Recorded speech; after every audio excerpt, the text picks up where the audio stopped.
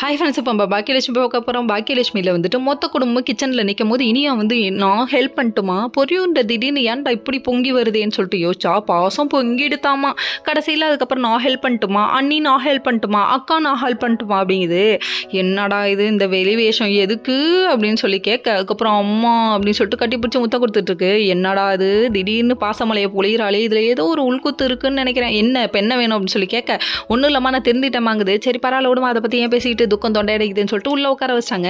அதுக்கப்புறம் எல்லாம் ஜாலியாக நின்று சிரிச்சு பேசிகிட்டு இருக்காங்க. அந்த டைம் வந்துட்டு எழில் பலாத பாடுபடுறாருங்க. அதாவது ஒரு ப்ரொடியூசர்கிட்ட போயிட்டு கதையை ஓகே சொல்லலான்னு பார்த்தா அவர் வந்துட்டு இதுக்கு முன்னாடி என்ன பண்ணீங்க என்ன இதுன்னு கேட்க, இவங்க நீதி நேர்மையாச்சு அதனால் எல்லா விஷயத்தையும் சொல்கிறாங்க.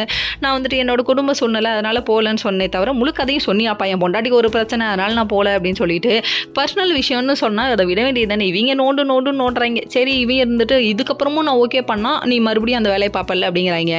சொன்ன உடனே துக்கம் தொண்டை வச்சு ஐயோ எவனுமே ஓகே சொல்ல மாட்டேங்கிறாங்களே, இவரே சோகத்தில் வராரு. இன்னொரு பக்கம் நம்ம செலியன் வெறுப்பேற்றுற விதமாக திடீர்னு நல்லவன் ஆகிட்டா இப்போ தான் இது நம்புறது அப்படிங்கிற மாதிரி ஆச்சு.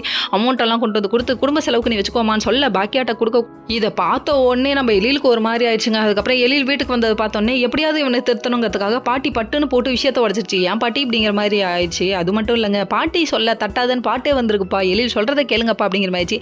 இருந்தாலும் பிடிச்ச விஷயத்துக்காக நான் போராடுவேன்னு சொல்லிட்டு கடைசி வரையும் இவர் போராடுறாரு. நல்ல காலம் பிறக்கும்ப்பா, என்னைக்காவது பிறக்கும்ப்பா அப்படிங்கிற மாதிரி ஆயிடுச்சு. எப்படா நீ குடும்ப செலவுக்கு பணம் கொடுப்பேன்னு சொன்னோன்னே பொசுக்குன்னு பொங்கிச்சு. இப்படிலாம் சொல்லாதீங்கன்னு சொல்லிட்டாங்க. ஓகே ஃப்ரெண்ட்ஸ், நெக்ஸ்ட் வீடியோவில்